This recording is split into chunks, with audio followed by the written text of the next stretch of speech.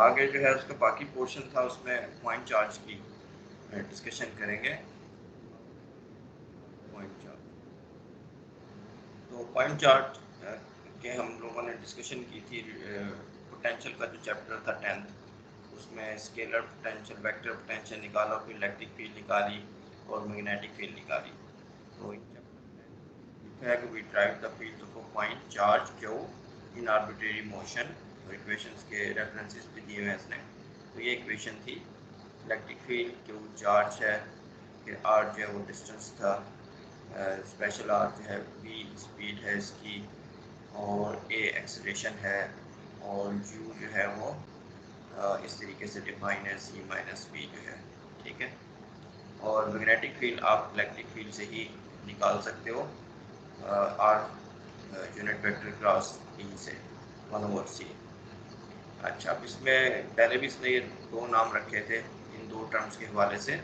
The first term in above equation is called the velocity field. ये first जो है इसमें वेलोसिटी है v, ये u के अंदर भी v मौजूद है, तो इसको वेलोसिटी फील्ड कहा जाता है। तो ये इलेक्ट्रिक फील्ड है, तो ये दो पार्ट हैं, इसके दो पार्ट्स हैं, उन दोनों को फील्ड कह रहा है। ठीक है, बस रेफरेंस है कि यहाँ पे वेलोसिटी, ओनली वेलोसिटी का डिपेंडेंस है, एक्सेलरेशन का डिपेंडेंस नहीं है, तो इसलिए इसको वेलोसिटी फील्ड कह रहा है। और and the second one with the triple cross product, ये वाली is called the acceleration field. तो इसमें एक्सेलरेशन है तो इसको एक्सेलरेशन फील्ड कह रहा है। इसका एक और नाम भी इसने रखा था, वो आगे चल के मैं आपको बताता हूँ। एक्सेलरेशन फील्ड के अलावा इसको रेडिएशन फील्ड भी कहा जाता है। क्यों कहा जाता है वो अभी आप देख लोगे। तो इलेक्ट्रिक फील्ड, मैग्नेटिक फील्ड आपके पास मौजूद है, आप पॉइंटिंग वेक्टर जो है वो बना सकते हो, ई क्रॉस बी से, E cross B divided by mu naught, और बी जो है इसको आप लिख सकते हो आर क्रॉस ई। और बस अब ई का एक्सप्रेशन आप इसमें पुट करोगे तो ये एस बन जाएगा। तो उससे पहले आप इस क्रॉस ट्रिपल प्रोडक्ट जो है, ट्रिपल क्रॉस प्रोडक्ट, इसको आप सिंप्लीफाई कर लो। इसमें ई का डॉट आएगा और ई आर का डॉट आएगा। ठीक है, इस तरीके से। अब ये कह रहा है कि हम क्योंकि डिस्कशन रेडिएशन के हवाले से करेंगे, तो इसमें कौन सी टर्म इम्पोर्टेंट है और कौन सी नहीं है। However, not all of this energy flux constitutes radiation। तमाम जो है वो एनर्जी का जो फ्लक्स हमने यहाँ पे बनाया हुआ है, एस जो है वो एनर्जी का फ्लक्स को रिप्रेजेंट करता है। तो ये जो है सारा का सारा रेडिएशन को कोरस्पॉन्ड नहीं करता, इसमें कुछ और भी है। Some of it is just field energy carried along by the particle as it moves। तो इसमें से कह रहा है कुछ पोर्शन जो एनर्जी का है वो पार्टिकल के साथ साथ चलता है। The radiated energy is the stuff that in fact detaches itself from the charge and propagates off to infinity। तो इसमें सिर्फ रेडिएटेड एनर्जी जो है ख़ास फॉर्म ऑफ एनर्जी है, स्पेशल फॉर्म ऑफ एनर्जी जो कि रेडिएट होती है और इन्फिनिटी तक जाती है। ठीक है, तो इसके लिए इसने एग्जांपल दी हुई है। It's like flies breeding on a garbage truck. Some of them hover around the truck as it moves, and it makes its rounds. Others fly away and never come back। तो कहते हैं garbage का कूड़ा उठाने वाला truck जो है उसमें मक्खियाँ जो होती हैं, कुछ ऐसी होती हैं जो गार्बेज के साथ साथ, ट्रक के साथ साथ चलती रहती हैं, कुछ ऐसी होती हैं जो चली जाती हैं ट्रक को छोड़ के, और दे नेवर कम बैक। ठीक है, तो इस तरह दो उसने पार्ट आपको समझाने की कोशिश की है। दो पार्ट हैं एनर्जी के, एक रेडिएशन एनर्जी का ताल्लुक है जो कि हम, जो हमारा कंसर्न है, और एक और पार्ट भी है जो कि साथ साथ उसके पार्टिकल के साथ साथ चलेगा, उसकी वेलोसिटी में आप कह सकते हो कंटेन है उसकी। ठीक है, वेलोसिटी वाला पार्ट जो ऊपर मैंने आपको बताया। To calculate the total power radiated by the particle at time t r, we draw a huge sphere of radius special r. तो अब ये थोड़ा सा ये कह रहा है कि हमने पावर रेडिएटेड जो है वो कैलकुलेट करनी है, तो ये ट्रेजेक्टरी है चार्ज पार्टिकल की। तो किसी इंस्टेंट टी आर पे आपने एक स्फीयर जो है वो ड्रा करना है जिसका रेडियस आर है। ठीक है, और स्फीयर ड्रा करना है, और समझो यहाँ पे अगर टाइम टी आर है तो यहाँ पे जो है ये टी टाइम बन जाएगा। तो centered at the position of the particle at time tr। tr time जो है वो आपका रिटार्डेड टाइम है और करंट टाइम आपका जो है वो टी है, ठीक है। वेट सो सेट हो गया, अच्छा wait the bit interval t minus t r r over c for the radiation to reach the sphere. तो टी आर टाइम पे रेडिएशन निकलना शुरू होती है, सी स्पीड के साथ जाती हैं, आर डिस्टेंस कवर करती हैं स्फीयर का और सरफेस पे पहुंच जाती है एट टाइम टी, ठीक है। तो T minus t r time लगता है रेडिएशन को आर डिस्टेंस कवर करने में और ये मूव करती है विद स्पीड ऑफ लाइट। तो ये इसकी इंटरप्रिटेशन है, टी आर रिटार्डेड टाइम है, ठीक है। एंड एट दैट मोमेंट जब वो पहुंच जाती हैं तो फिर हमने क्या करना है, कहता फिर हमें जो है वो इंटीग्रेट करना है पॉइंटिंग वेक्टर। ये हमने पहले भी चीज़ डिस्कस की थी कि पॉइंटिंग वेक्टर की क्या मीनिंग है, किस तरीके से उसको आपने जो है वो यूज़ करना है। Then at that moment integrate the pointing vector over the sphere. So I have used the notation TR because in fact this is the retarded time for all points on the sphere at time t. t time पे जो radiation पहुंची है surface पे sphere के वो असल में निकली थी TR टाइम पे, तो इसलिए जो है उसको रिटार्डेड टाइम पे वो कह रहा है। अच्छा जी, अब नेक्स्ट क्या है जी, now the area of the sphere is proportional to r square. जो स्फीयर का एरिया है वो आर स्क्वायर है, ठीक है। क्या आपने पॉइंटिंग वेक्टर कैलकुलेट करना है, उसमें उसको अगर आप इंटीग्रेट करते हो एरिया पे तो उसमें उसके हवाले से ये डिस्कशन कर रहा है, जो मैंने शुरू में भी आपको पावर के हवाले से बताया था कि इसमें जो है कौन सा पार्ट जो है वो कंट्रीब्यूट करता है रेडिएशन के। तो एस जो है, जिसमें एस जो है वो 1/r स्क्वायर के तौर पे वेरी करता है, वो कंट्रीब्यूट करता है। Now the area of the sphere is proportional to r square, so any term in S that goes like 1/r square will yield a finite answer. Finite answer मतलब ये कि जब r को इंफिनिटी करेंगे तो हमें जो आंसर मिलेगा वो फाइनाइट होगा, क्योंकि एरिया जो 1/r square के साथ वेरी कर रहा है और s डॉट डी ए जो है वो हमने निकालना है, वो पावर को कॉरस्पॉन्ड करेगा। तो उसमें ये 1/r क्यूब वाली और 1/r4 वाली टर्म कंट्रीब्यूट नहीं करेंगे, will contribute nothing in the limit r goes to infinity. For this reason only the acceleration fields represent true radiation, hence their other name radiation fields. यहाँ इसने बता दिया कि जो एक्सेलरेशन वाली टर्म है यही जो है वो कंट्रीब्यूट करेगी और इसलिए हम इसको रेडिएशन के अलावा, एक्सेलरेशन के अलावा इसको रेडिएशन फील्ड का नाम भी देते हैं। तो आप यहाँ पे देख लो, ये वाली टर्म है, इसमें जो है बाहर r की पावर क्यूब है, ऊपर r है, तो 1/r स्क्वायर बन जाता है इसका, ठीक है। अच्छा, और हाँ नहीं, मैं क्या कर दिया, ये जो है सही किया। अच्छा, एक r का बाहर भी है, ठीक है। तो r ये r स्क्वायर हो गया और r जो है ये क्यूब, तो 1/r इलेक्ट्रिक फील्ड 1/r हो गई और यहाँ पे आपके पास इलेक्ट्रिक फील्ड का स्क्वायर है तो 1/r स्क्वायर जो है, ठीक है। तो s will go like 1/r square acceleration field वाली टर्म से। और यहाँ पे अगर आप देखते हो तो इसमें r का कोई फैक्टर नहीं है, यहाँ पे फिर r है, यहाँ r क्यूब है, तो ये 1/r स्क्वायर बन जाएगा। तो 1/r स्क्वायर और फिर इसका जो है आप देख लो, जब इसका आप स्क्वायर करोगे ई में तो ये 1/r4 बन जाएगा। और फिर क्रॉस टर्म भी है, ये आपकी 1/r है और ये 1/r जो है ये एक मिनट दोबारा से, ये यहाँ 1/r है ये, और ये वाली जो टर्म है ये 1/r स्क्वायर है। तो अगर ये क्रॉस टर्म आती हैं तो वो 1/r क्यूब होगी। तो इस तरह 1/r क्यूब और 1/r4 वाली टर्म गई, सिर्फ आपको ये वाली टर्म जो है चाहिए, ठीक है। इनकी क्रॉस टर्म भी हमें नहीं चाहिए। तो इसका मतलब वेलोसिटी फील्ड वाला पार्ट मुकम्मल आपको निगलेक्ट करना है। तो 1/r क्यूब 1/r4 नहीं करेंगे, 1/r स्क्वायर करेंगे। तो अब ई रेडिएशन वाला पार्ट आपका क्या है कि वो 4πε0 special r divided by special r dot u cube r special r cross u cross ए।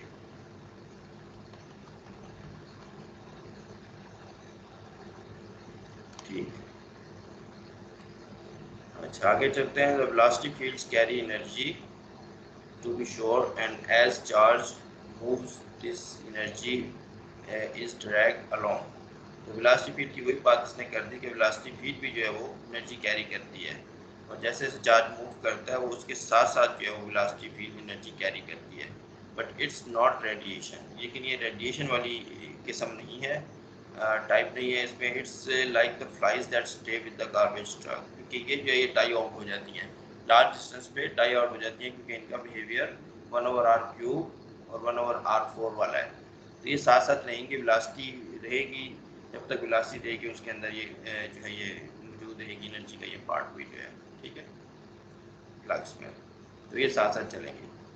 अच्छा, now e radiation is perpendicular to r unit vector, so the term second term in equation 64 vanishes। अब ई radiation को अगर आप देखो, ई radiation cross product है are का और ये इस चीज़ का, तो ये जो क्रॉस प्रोडक्ट होता है ये परपेंडिकुलर होता है आर के परपेंडिकुलर है, इसका मतलब इलेक्ट्रिक फील्ड जो है वो आर के परपेंडिकुलर है ये, और अगर आर के परपेंडिकुलर है तो यहाँ पे आप देख लो ऊपर ये ई डॉट आर वाला पार्ट नहीं आएगा, ठीक है, सिर्फ ये वाला पार्ट आएगा। तो एस के अंदर सिर्फ हमें ई स्क्वायर और रेडियल डायरेक्शन चाहिए बस। तो ये बन गया E radiation square r unit vector और एस रेडिएशन। तो if the charge is instantaneously at rest, अगर चार्ज रेस्ट पे है इंस्टेंटेनियसली किसी एक टाइम पे, कहता है if the charge is instantaneously at rest at time t r time पे, अगर वो इंस्टेंटेनियसली रेस्ट पे है, इट्स लाइक जैसे आप एक स्ट्रेट लाइन में अगर मूव करते हो, ठीक है, तो उधर एक टर्न लेते हो, जब जब टर्न लेते हो तो उस पॉइंट पे, उस इंस्टेंट पे जहाँ पे टर्न होता है वहाँ वेलोसिटी जीरो हो जाती है, अगर चाहे मूव कर रहा है एक्सेलरेशन भी नॉन जीरो है इस तरीके से। तो if the charge is instantly at rest T R पे, देन यू जो है वो ये बन जाएगा, इसमें v का फैक्टर जीरो हो जाएगा।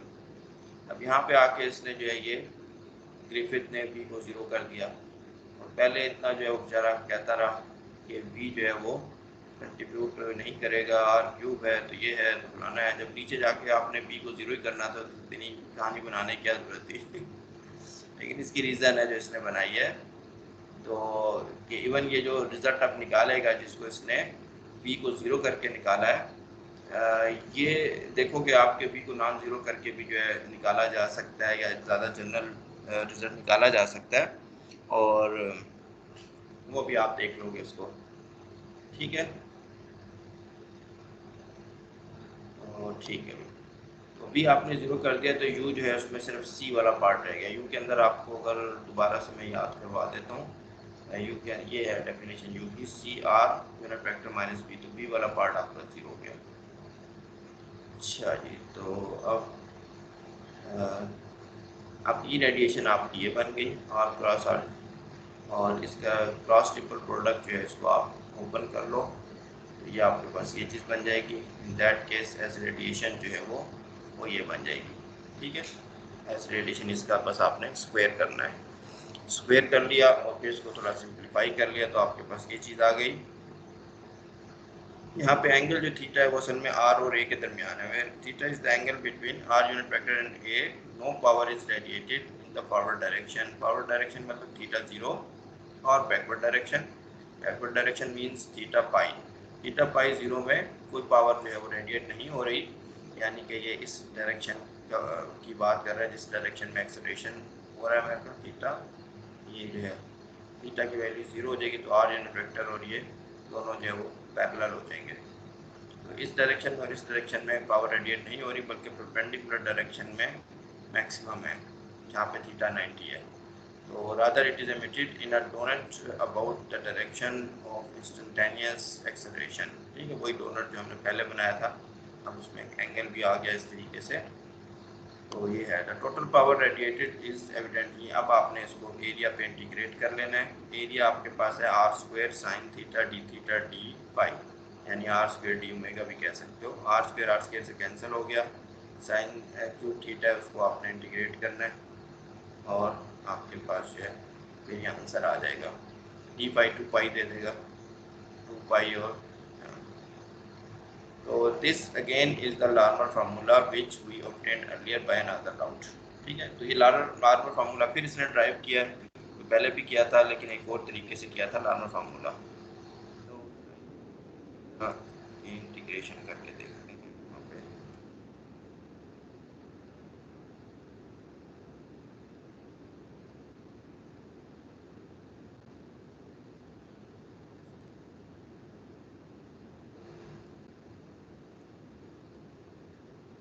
हाँ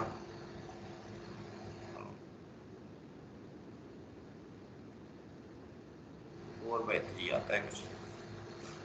थीटा की इंटीग्रेशन जो है वो 0 से पाई जो है sine sine q d theta, theta की इंटीग्रेशन 4/3 तो सही है। और साथ ये पाई की इंटीग्रेशन 2 पाई देगी, तो क्या बन जाएगा 8/3। 8/3 बन गया तो 4 4 16 4 2 8 और 8 2 16 और 3 2 6। ठीक है, सही फैक्टर आ गया। आगे चलते हैं, ये हमने लार्मर फार्मूला को फिर लिया। आगे क्या है, although I drive them on the assumption that v equal to 0। ठीक है, अब उस पर बात करने लगा है कि अगर v नॉन जीरो तो क्या होगा। तो v जीरो पे हमने ये चीज़ ड्राइव की है। जो अबव रिजल्ट्स हैं actually hold to a good approximation as long as v is much less than c। तो जब तक आप नॉन रिलेटिविस्टिक लिमिट में ये रिजल्ट जो हैं ये एक्यूरेट हैं। अच्छा, an exact treatment of the case v is not equal to 0 is more difficult. कहता है एग्जैक्ट ट्रीटमेंट जो v is not equal to 0 का है वो बहुत जो है थोड़ा डिफिकल्ट है, both for the obvious reason that E radiation is more complicated and also for the more subtle reason that S radiation, the rate at which energy passes through the sphere is not the same as the rate at which energy left the particle। एक तो कह रहा है expression थोड़ा सा मुश्किल बन जाता है, दूसरी वो रीज़न बताना चाह रहा है, वो कह रहा है कि जिस पॉइंट पे रेडिएशन एमिट हो रही है, ठीक है, जो एनर्जी जहाँ पे जो एमिट हो रही है उतनी एनर्जी जो है स्फीयर के सरफेस पे नहीं पहुँच रही। उसका उसकी रीज़न क्या है, एक तो आप यहाँ देख लो कि आपका जो हो, हाँ उसकी रीज़न क्या है। अब उसकी रीज़न के लिए फिर ये ग्रामेटिकल एनालॉजी जो यूज़ करेगा इसको आप समझ लेना। Suppose someone is firing a stream of bullets out the window of a moving car. ठीक है, ये शक्ल देख लो आप यहाँ पे, ये कार है जो बी कार है जो ये सी स्पीड के साथ जा रही है और बुलेट्स जो है वो बी यहाँ पे,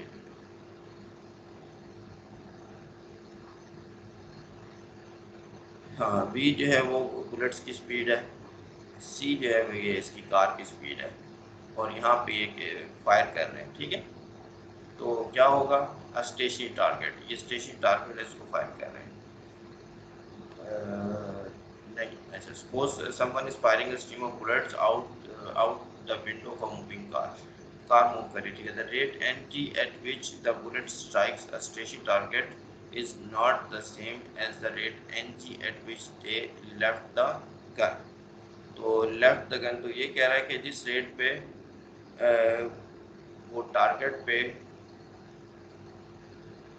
हाँ बुलेट्स लग रही हैं वो सेम नहीं है वो रेट जिससे जो है वो गन से बुलेट्स निकल रही हैं। ठीक है, क्या क्यों, वजह क्या है, because the motion of the car, motion of the car, अगर आपकी कार जो है ना वो रेस्ट पे है जो है विद रिस्पेक्ट टू टारगेट, तो यहाँ एक बुलेट आप निकालोगे तो यहाँ पे उसके हिसाब से एक ही।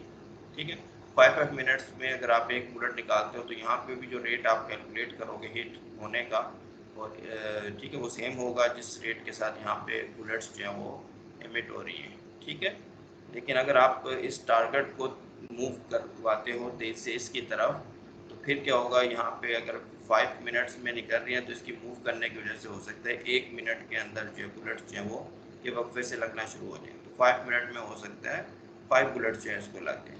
ठीक है, तो यहाँ पे फिर रेट जो हिट होने का वो चेंज हो जाएगा एज कम्पेयर टू यहाँ पे जो एमिट हो रहा है। यही चीज़ जो आप इस तरह समझ लो कि कार जो है वो मूव कर रही है इसकी तरफ। ठीक है, दोनों चीज़ें जो इक्विवेलेंट है। तो यही बात इसने यहाँ समझाने की कोशिश की है कि असल में जो नंबर ऑफ बुलेट्स जो है वो गन से जो निकल रही हैं और नंबर ऑफ बुलेट्स जो है वो टारगेट पे लग रही हैं, उनके दरमियान ये रिलेशन है 1 - v/c का। तो इसको आप लिमिटिंग केस में देख लो आराम से कि v को अगर मैं 0 कर देता हूँ, यानी कि ये इधर बिल्कुल ये रेस्ट पे हो गया इन दोनों के। ठीक है, दोनों जो है उनकी ये रेस्ट पे हो गया v को। हाँ मैं हाँ देखो, मैंने पहले जो आपको बता दिया वो गलत बता दिया। वी जो है वो वेलोसिटी है कार की, सी जो है वो बुलेट्स की है। वी वेलोसिटी है कार की और सी बुलेट्स की है। ठीक है, तो वी को जब आप ज़ीरो करते हो तो कार जो है स्टेशनरी हो जाती है। कार स्टेशनरी हो जाती है तो फिर जितनी जो से यहाँ से निकलेंगी बुलेट्स उतनी ही वहाँ पे लगेंगी, तो एन जी के बराबर हो गया। और अब अगर जो है v को c के बराबर कर देते हो आप, यानी जो स्पीड है कार की वो बुलेट्स की स्पीड के साथ बराबर कर देती है, तो फिर आप यूँ समझो कि जैसे आप उस बुलेट के साथ ही दौड़ रहे हो। जब बुलेट के साथ ही दौड़ रहे हो आप, तो बुलेट्स जो हैं वो तो आपकी एमिट हो ही नहीं रही। ठीक है, आपकी गन बुलेट की ही स्पीड से जा रही है, तो वो इमिट नहीं हो रही। तो v इज इक्वल टू सी पे ये जो है ज़ीरो हो गया, एन जी जो है ज़ीरो हो गया, कि वहाँ से कोई निकल ही नहीं रही। तो इसकी थोड़ी सी रिलेटेबिलिटी आपको समझ आ गई। तो ये वो चीज़ है जिसमें वन डायमेंशन सिचुएशन है। अब इन दो में अगर एंगल हो जाए, ठीक, ये गाड़ी इस तरह करके जा रही है, कोई एंगल बना रही है, तो फिर जो है क्या सिचुएशन है। If the car is moving towards the target, ठीक, for arbitrary direction, here v is the velocity. हाँ, v की वेलोसिटी और c के दरमियान जो है वो आपका लेट से वो एंगल बन जाता है इस तरीके से। तो यहाँ पे कह रहा है be the velocity C the bullets arrive at the ground, R is a unit vector from the car to the target. ठीक है, इन अवर, ठीक है, तो फिर इन जनरल ये होगा, ये वाला फैक्टर जो है ये होगा। जब दोनों एक ही लाइन में होंगे तो फिर जो ये वाला फैक्टर आ जाएगा, यानी बी जो है उसी डायरेक्शन में होगा जो इन दोनों को ज्वाइन करने वाला रेडियस आर वेक्टर है। तो ये एक फैक्टर इसने निकाला है, और यही बात अब आगे चल के यहाँ पे भी करना चाह रहा है। In our case if d डब्ल्यू by t is the rate at which energy passes through the sphere at radius r. अगर ये रेट है जिसमें एनर्जी सरफेस पे जो है स्फीयर के निकल रही है, then the rate at which energy left the charge, यानी चार्ज को जो एनर्जी जिस रेट पे लेफ्ट किया है, ठीक है, तो वो बन जाएगा डी डब्ल्यू बाई टी टी आर, यहाँ टी आर आ जाएगा। और आप यहाँ पे चेन रूल यूज़ कर सकते हो, तो डी डब्ल्यू बाई डी टी और partial t r by partial t. यहाँ पे जो है डिवीजन का साइन जो है मिसिंग है। ठीक है, डिवीजन का साइन आएगा यहाँ पे, जैसे डी टी से कैंसिल हो जाएगा, partial W by partial T बन जाएगा। तो अब जो है partial t r by partial T जो है ये इसके बराबर होता है। ये हमारा जो प्रीवियस लेक्चर था उसमें हमने ये रिलेशन टी आर का टी का लिखा था, उसमें आप देख सकते हो ये। तो यहाँ पे जो ऊपर जो है, तो मेरा नहीं ख्याल यहाँ पे हुआ कोई टी आर का, ये है तो सही, लेकिन ये वो वाला नहीं है।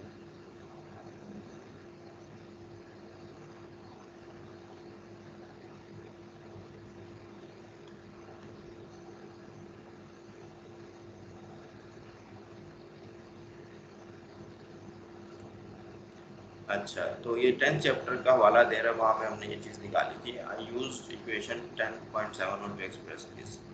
ठीक है, तो और बट जो है दिस इज इक्वल टू, अच्छा ये जो चीज़ है, अब ये जो फैक्टर है इसमें u की वैल्यू पुट कर लो आप। u की वैल्यू में सी आर आता है, ठीक है, सी आर आएगा तो फिर ये 1 बन जाएगा आपका, और फिर v आता है, ये v आ गया। तो ये फैक्टर बन गया 1 माइनस दिस, ठीक है, which is precisely the ratio of N G to N T. ठीक है, वही चीज़ बन गई जो आपको उसने एक सिंपल जो है ज्योमेट्रिकल मीन्स के थ्रू आपको सिखाने की बात की है कि ये फैक्टर आएगा इसमें। ठीक है, वही बात इसने यहाँ पे भी निकाल दी आपको। ठीक है, it's a purely geometrical factor the same as in the Doppler effect. Geometrical factor है ये, जैसे कि डॉपलर इफेक्ट की बात हमने पहले भी की थी लास्ट लेक्चर्स में।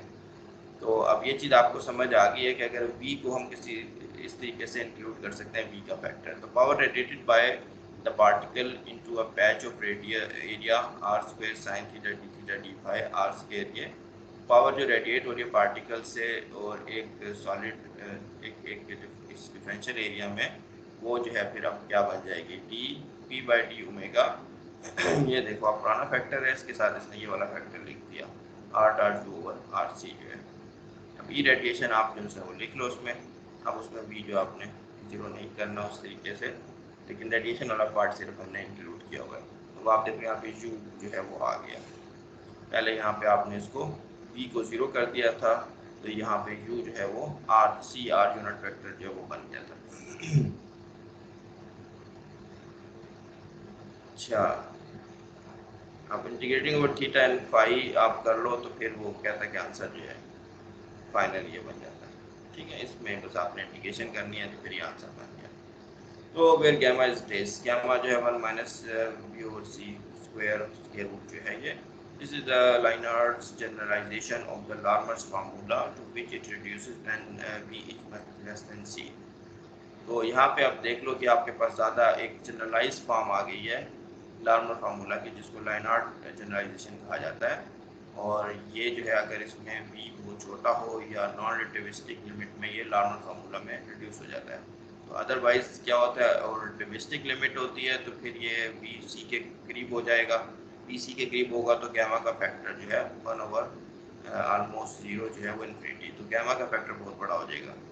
और गैमा का फैक्टर आप देखो यहाँ पे पावर 6 आ रही है, इसका मतलब है the factor gamma 6 means that the radiated power increases enormously as the particle velocity approaches the speed of light। तो ये बहुत इंपॉर्टेंट चीज़ है रिलेटिविस्टिक करैक्शन जो इसके अंदर है, क्योंकि high energy physics particle physics में पार्टिकल्स जो हैं चार्ज पार्टिकल्स वो अगर स्पीड ऑफ लाइट के साथ मूव करते हैं तो फिर आप ये चीज़ कह सकते हो कि यहाँ पे पावर रेडिएशन की, अगर सिर्फ मूव करना काफ़ी नहीं, अगर आप उसको एक्सलेट करते हो, जैसे LHC एक्सलेटर्स हैं मुख्तलिफ किस्म के, उसमें पार्टिकल को आप एक्सलेट करते हो तो ये फैक्टर जो है वो आप कह सकते हो कि ये बहुत बड़ा ह्यूज हो जाएगा जो उसकी पावर को रेडिएट करेगा। तो ये वो लॉसेस हैं जिनका जो है ख्याल रखना पड़ता है पार्टिकल फिजिक्स में जो एक्सलेटर्स बनाए जाते हैं।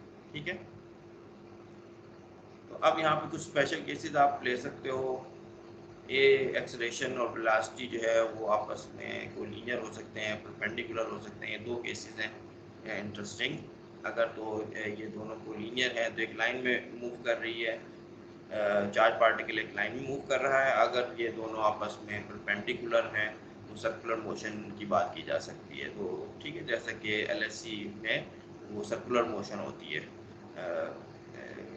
लार्ज हैडरन कोलाइडर वगैरह में। ठीक, तो इस वाले से आप देख लो example 11.3, suppose B and A are instantaneously collinear at time t r।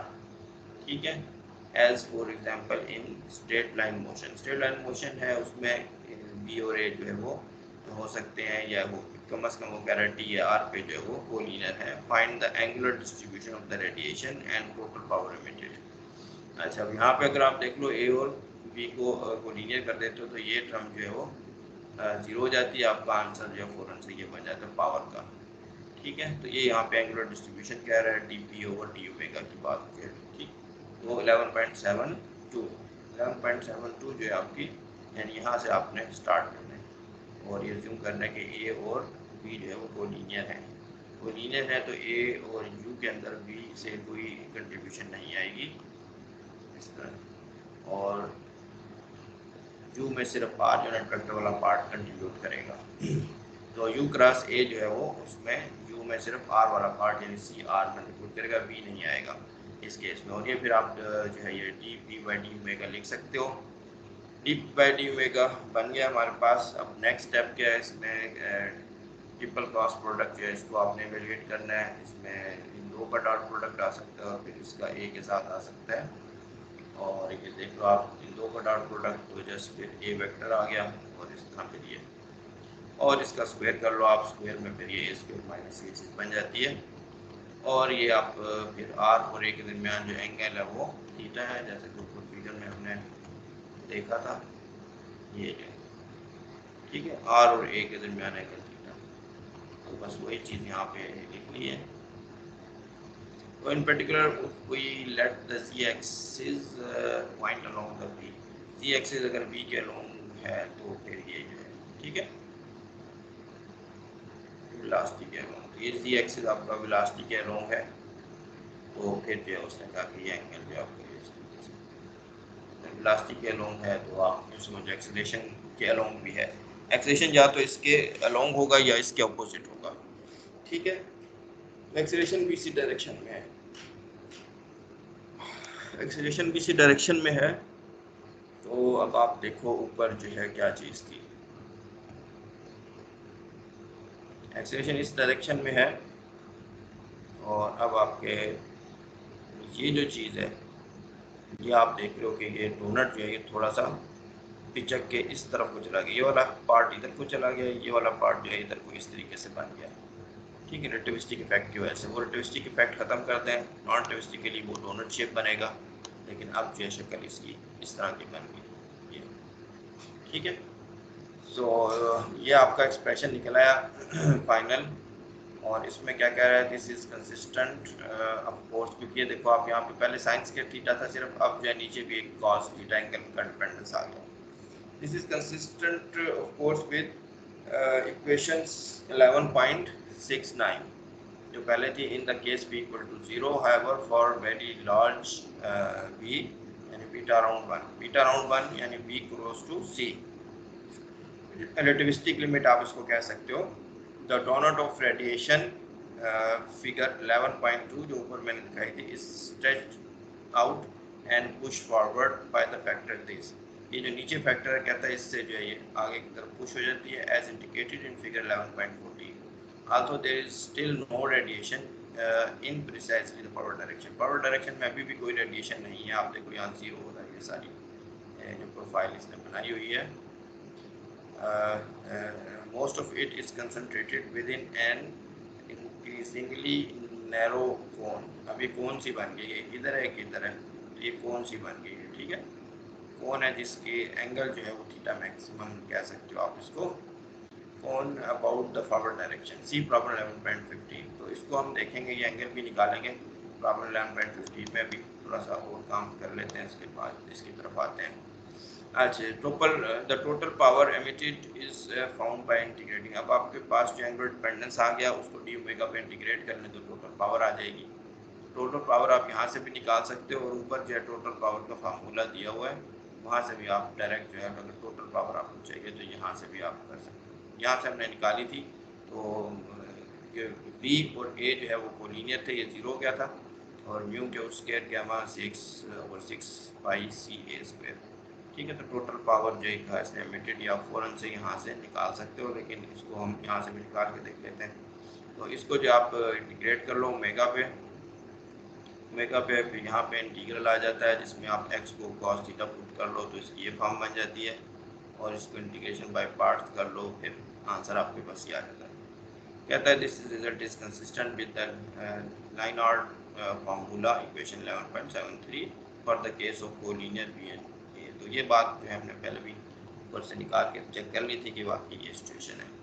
तो यहाँ पे क्या है इंपॉर्टेंट चीज़ें हैं, notice that the angular distribution of the radiation is the same whether the particle is accelerating और डीएक्सेलरेटिंग। ए स्क्वायर पे ये डिपेंड कर रही है, तो चाहे वो एक्सेलरेट हो रहा है चाहे डीएक्सेलरेट हो रहा है, तो पावर रेडिएशन जो है वो उसका बिहेवियर सेम है।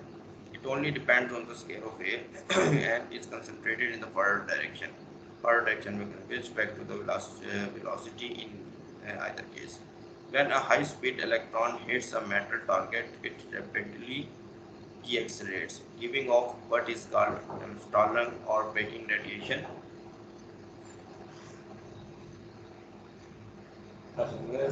लेक्चर हो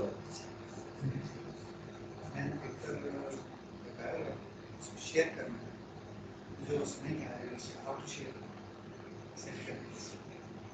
किस पे शेयर करना, तो स्टूडेंट्स को देना। अच्छा, मैं आज भी आज एक तो सर आए, मैं थोड़ी देर में आता हूँ, आप लोग यहीं पर रहना, भाग न जाना।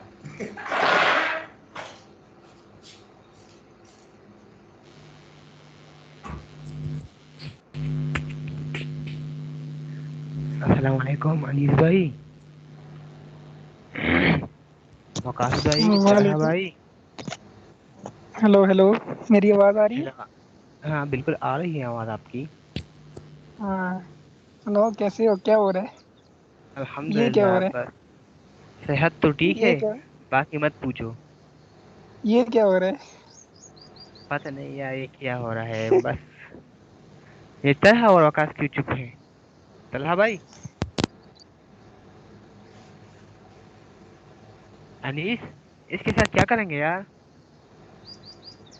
इसके साथ क्या करेंगे? कुछ भी नहीं करेंगे, यही करेगा हमारे साथ, मीडियम वाला। अच्छा ठीक है यार, यार इस यार समझ ये जो दो चैप्टर है ना, ये दो तीन जो बाद में इसने किए हाँ, हैं, इसकी समझ यार नहीं आ रही यार। बस इक्वेशन है, कुछ समझ नहीं आ रही। इसका मतलब क्या है यार? यही तो मसला है यार। ये तो शुक्र करो ऑनलाइन है। अगर ये बात तो ठीक है ना, ऑनलाइन में तो हम चुप जाते हैं ना, कैमरा ऑफ कर लेते हैं, माइक को म्यूट कर लेते हैं। हाँ, अगर सामने होता ना क्लास में, तो फिर शामत ही आ जानी थी हमारी। फिर मजे आते। हाय, और सब्जेक्ट कैसे जा रहे हैं? और एमएमपी की तैयारी की है आपने? कुछ भी नहीं किया यार एमएमपी का मैंने अभी तक। यार कि उसका भी यार कार बहुत खराब है यार। वो वो भी मसला ना यार, वाइवा ना मसला ये। वाइवा ना होता फिर निकल जाता। हाँ, फिर कुछ होता। हाँ, फिर कुछ हो जाता। और सुनाओ, घर में है थे अबू कैसे आपके? सब ठीक ठाक, शुक्र अल्लाह यार एक तो गर्मी इतनी बढ़ गई ना, स्टडी बिल्कुल नहीं होती यार मुझसे। बहुत ही ज्यादा गर्मी है। का। यार मैं खुद बाहर बैठा हूँ, कमरे में सिग्नल ही नहीं आते अभी। अच्छा, धूप में बैठे हो? हाँ ना।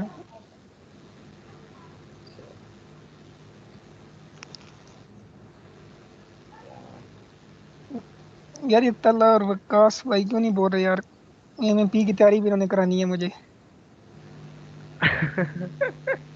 पता नहीं, दोनों खामोश है।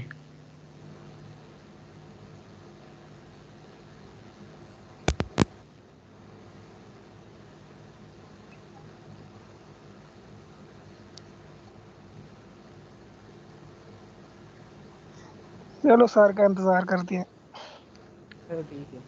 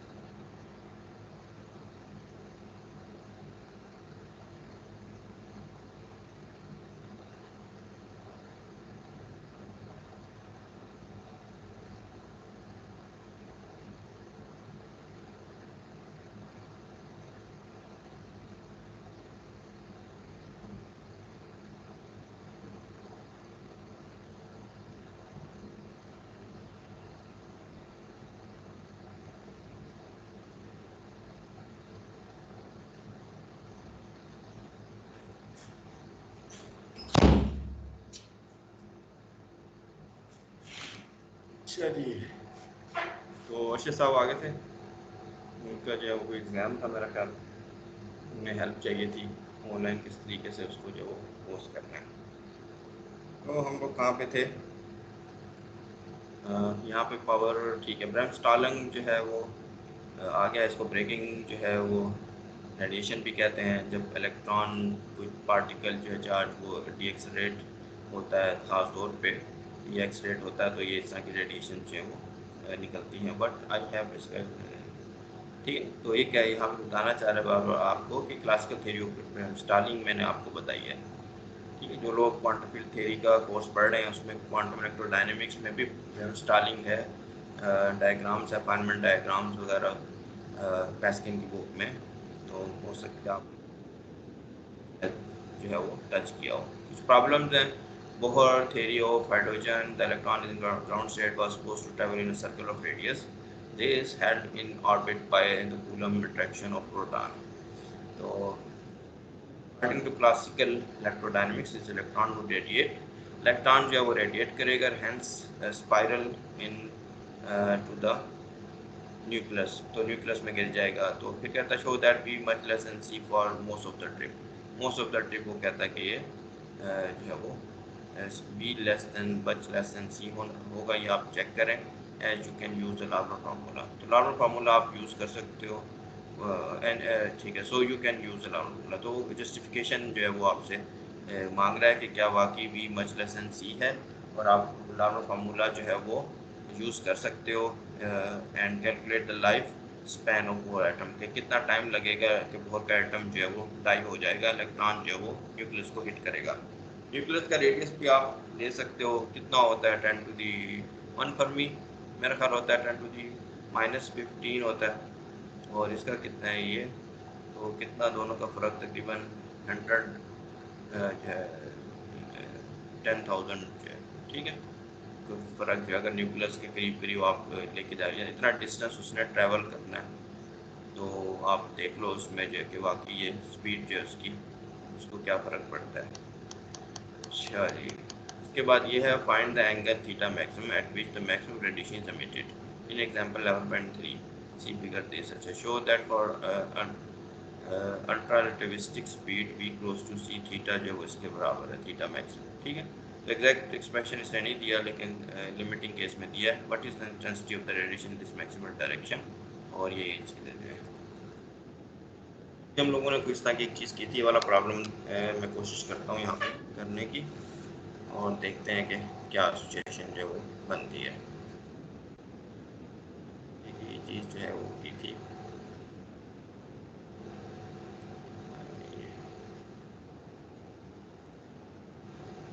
तो ये है आपके पास डिपेंडेंस इसका जो है,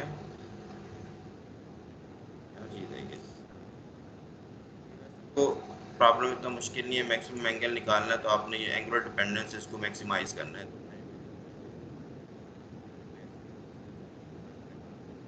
हम इसको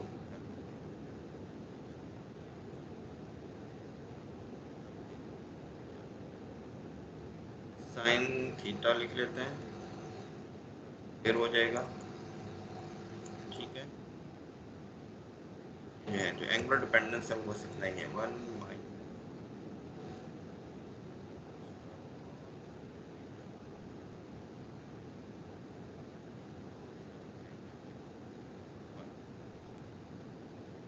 ठीक है। तो इसको क्या करना है, इसको डिफरेंशिएट करना है आपने,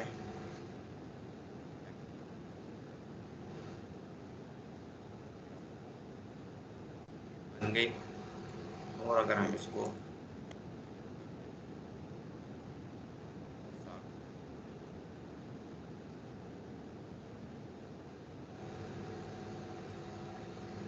तो यहाँ शायद ये इसको थीटा निकालने में मुश्किल पेश आए, देखते हैं। ये थोड़ा सा कॉम्प्लिकेटेड एक्सप्रेशन हैंड जो अगर आप सॉल्व कर लो तो ज़्यादा अच्छा होगा।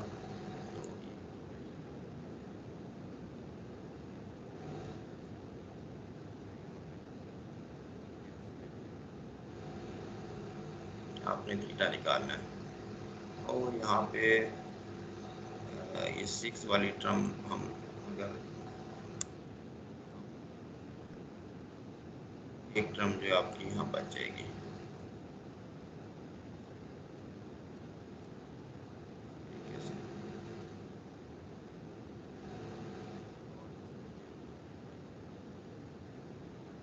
ये जो टर्म है ये क्या बनेगी,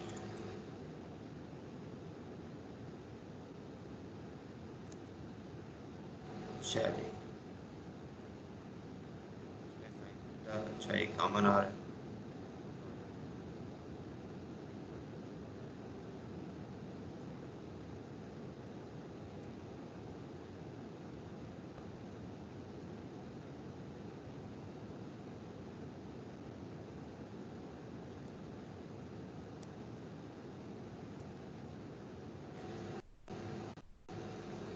अच्छा इसमें जो है कॉस 2 थीटा जो है वो क्या बन जाता है, वो लिख सकते हैं, और फिर इसको थोड़ा सा सिंप्लीफाई कर सकते हैं तो हाँ, तो कॉस 2 थीटा जो है वो कॉस स्क्वायर, अच्छा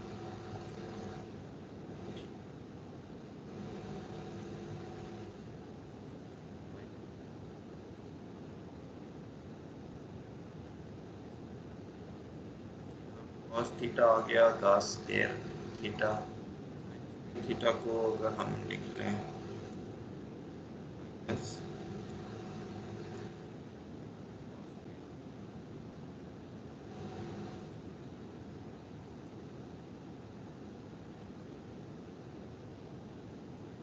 ये कॉस में क्वाड्रेटिक इक्वेशन जो है बनती नजर आ रही है, इक्वेशन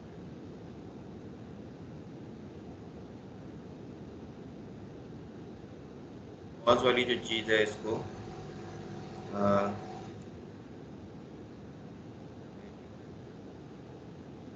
कॉस थीटा,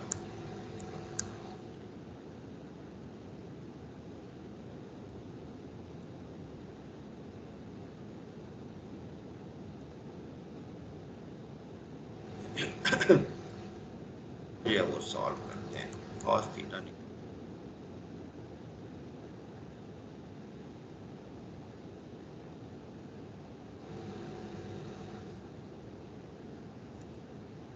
ये निकल आया, कॉस थीटा जो है वो आपका निकल आया। तो ये आंसर है, बस इसका कॉस इनवर्स ले लोगे आप तो थीटा मैक्सिमम जो है इसमें बन जाएगा, सेकंड डेरिवेटिव लेके भी चेक कर सकते हो। आंसर जो उसने गिवन किया हुआ है वो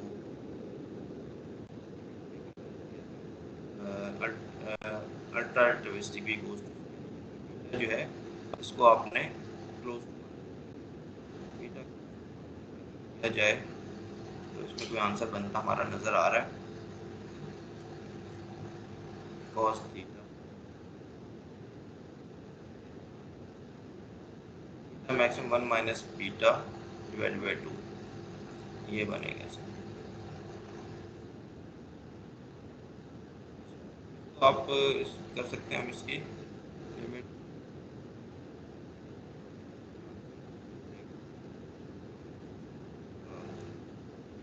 इनवर्स को लिखने का तरीका है, और कॉस ये बना देते हैं, कर सकते हैं हम लोग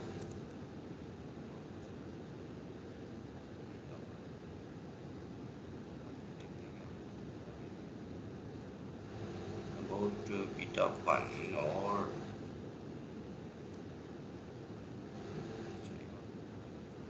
फंक्शन वगैरह बना दिए।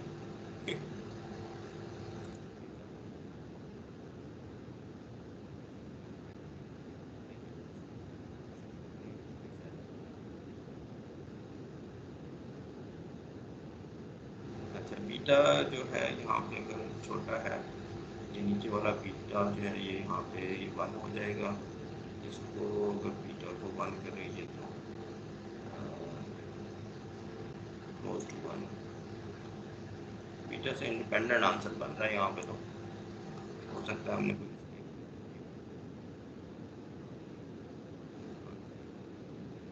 वन माइनस बीटा डिवाइडेड अब बीटा को अगर 0 कर दिया जाए, बीटा को 1 कर दिया जाए तो ये फ्लो करना चाहिए। हमारा सोल्यूशन जो है वो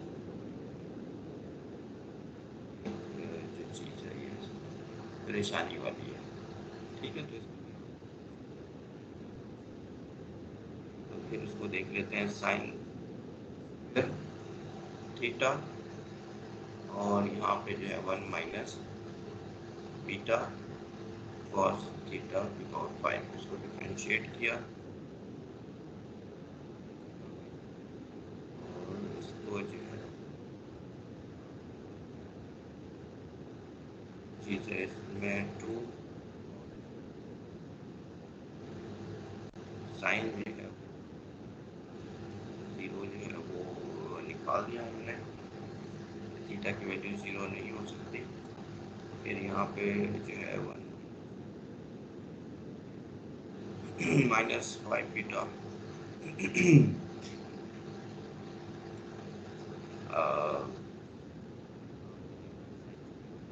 माइनस कॉस फिर आ गया,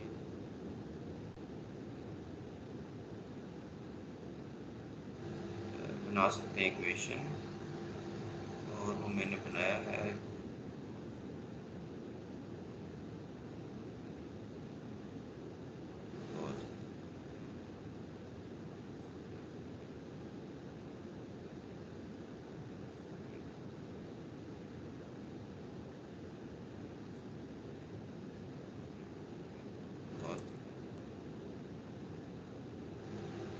पता नहीं, चलो इसको भी देखेंगे।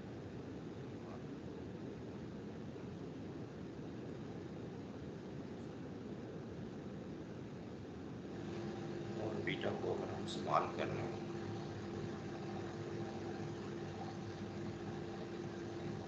15 एंड 1 कितना हो गया ये 16, 16 का स्क्वायर रूट जो 4, 4 minus 1 3 3 over 3 1, cos theta goes to 1, cos theta को जो है वो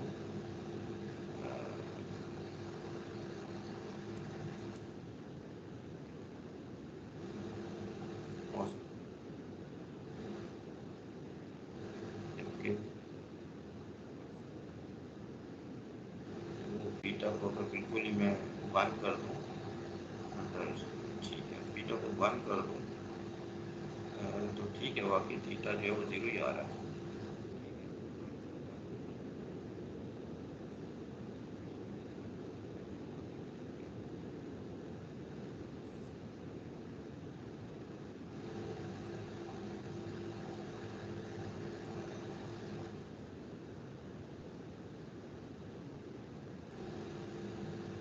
थीटा ठीक है, इसको एक्सपेंड कर लेते हैं, सीरीज एक्सपेंशन कर लो, आप हाथ से कर सकते हो, मैं वैसे ही मैथमेटिका से कर रहा हूँ, मैं कर रहा मैथमेटिका भी।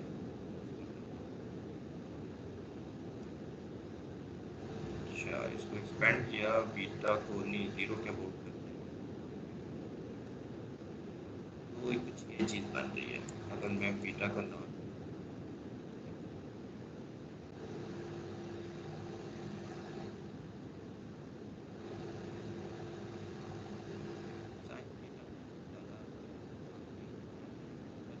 निकल रहा है, साइन थीटा में जो है साइन थीटा थीटा के अप्रॉक्सीमेट करने के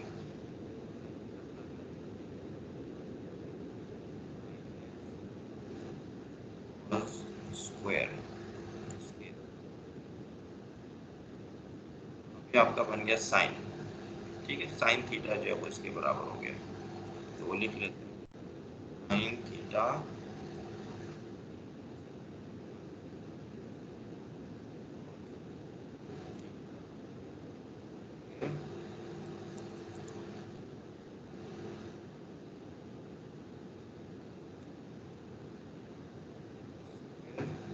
स्क्वायर रूट,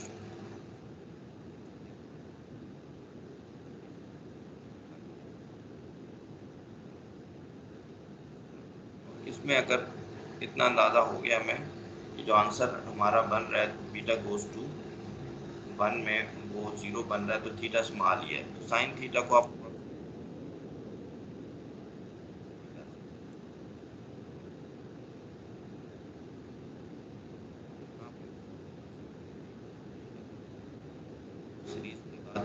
यहाँ पे इसको देख लेते हैं, ये कुछ ये बनाया इसने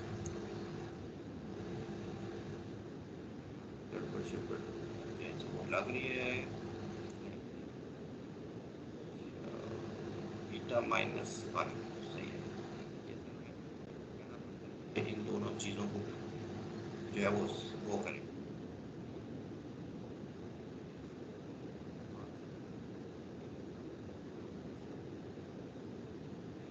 वाला पार्ट जो ये कैंसिल हो जाएगा, बीटा -1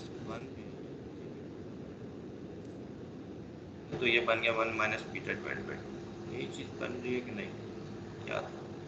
तो आपको याद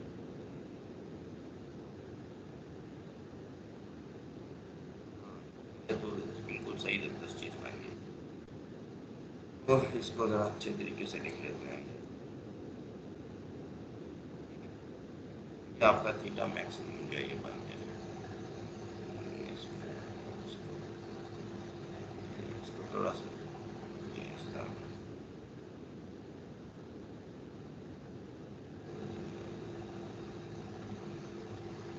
यहाँ बीटा 2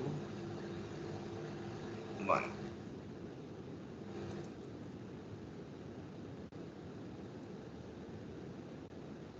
इस तरीके से आप इसको सॉल्व कर सकते हो।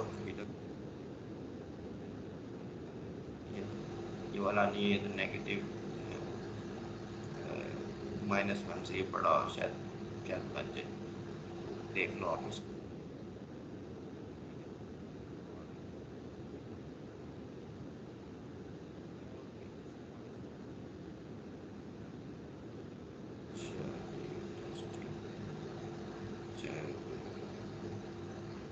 What is the intensity of the radiation in this maximal direction? वो आप बता सकते हैं इसमें बताएं प्रोपोर्शनल सेम क्वांटिटी और ये चीज़। अच्छा, मैं चार्ट भी हमने बनाया था वो भी बना सकते हैं। चलो भी आगे चलते हैं। ये चीज़ प्लॉट की जा सकती है। पहले हमने किस तरीके से प्लॉट बनाया था, ये प्लॉट क्या देखते हैं।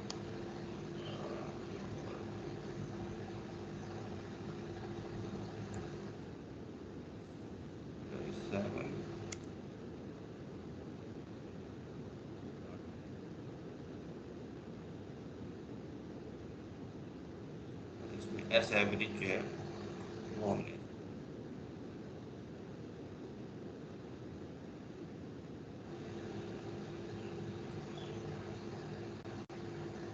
पता नहीं अभी ये चीज़ से कैसे बनती है।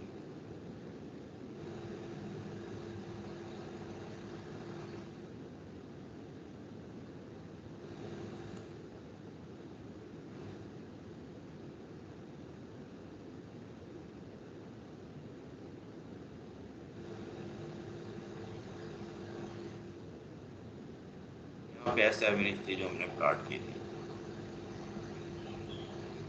लेकिन यहाँ पे जो है ये फिर सिर्फ मुझे लगता है इसने शायद फिर एंगल ही प्लॉट किया हुआ है।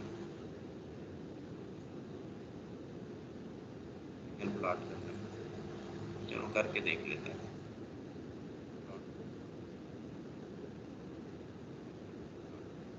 ये है और नीचे जो है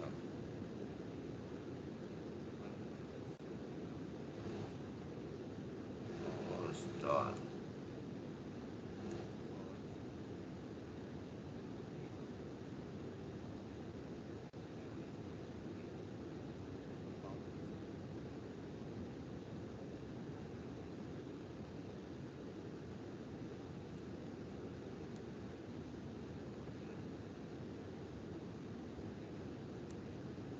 क्या देते हैं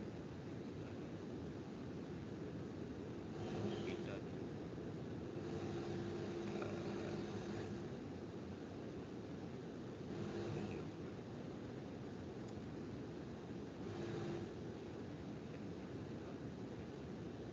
बीटा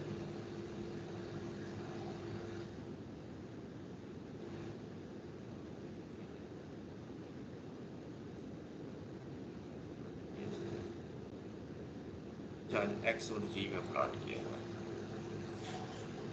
एक्स और जी में इसको प्लॉट किया हुआ है।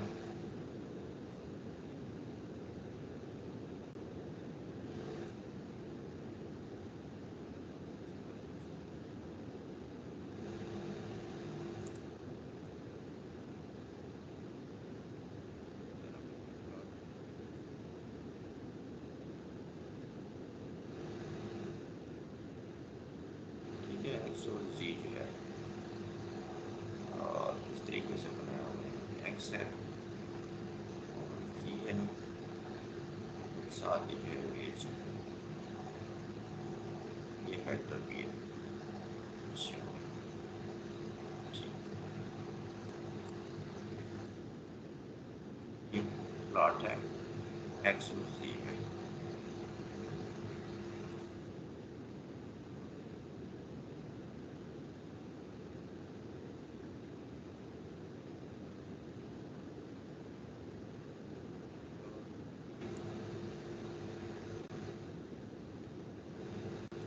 अच्छा पहला वाला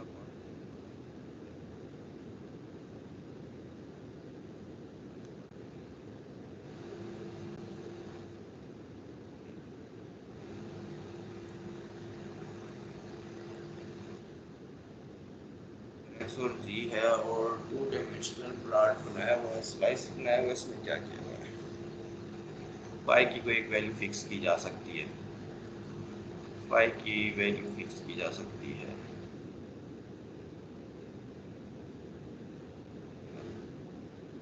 और साइन स्क्वायर इधर भी है इधर भी है।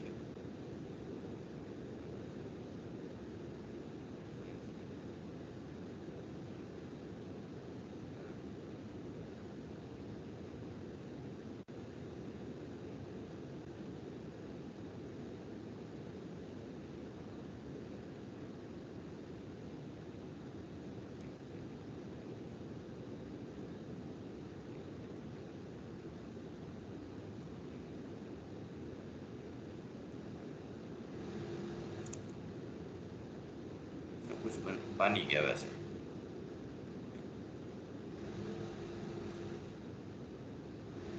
आगे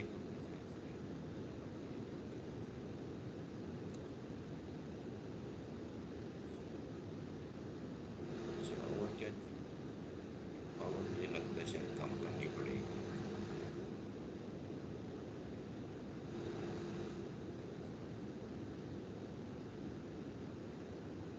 और हमने क्या किया होता,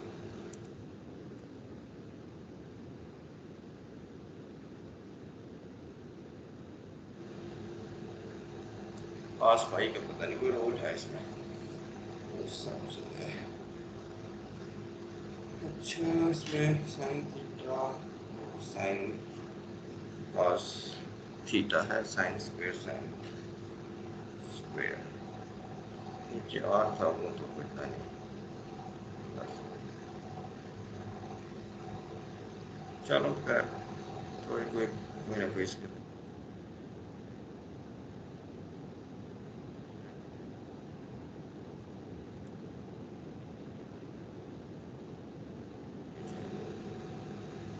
बड़ी करके देखें।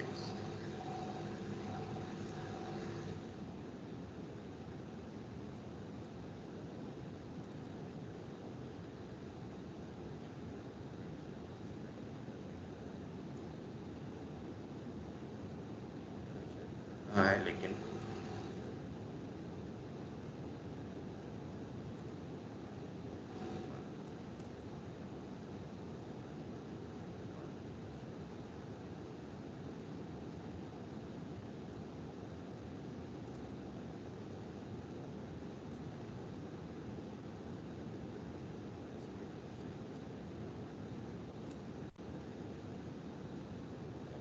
कुछ इस तरह की चीज़ चाहिए।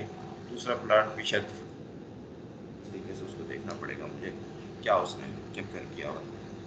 हाँ वो फाई की पूरी रोटेशन की हुई है, ठीक है। एक फाई का ये बनाया हुआ है, एक फाई जो है वो दूसरी तरफ भी बनाया हुआ है, जी के अलोंग फाई के 2 लूप बनाए हुए हैं, ठीक।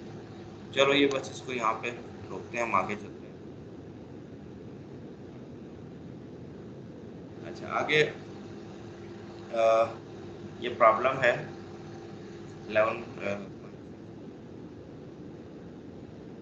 और इसमें क्या है, we assume the velocity and acceleration were instantaneously at least collinear, carry out same analysis। अभी जो ऊपर की हमने collinear वाली थी for the case where they are perpendicular, तो अब acceleration और velocity जो है वो perpendicular है। choose your axis so that v lies along the z axis and A along the x-axis figure 11.15।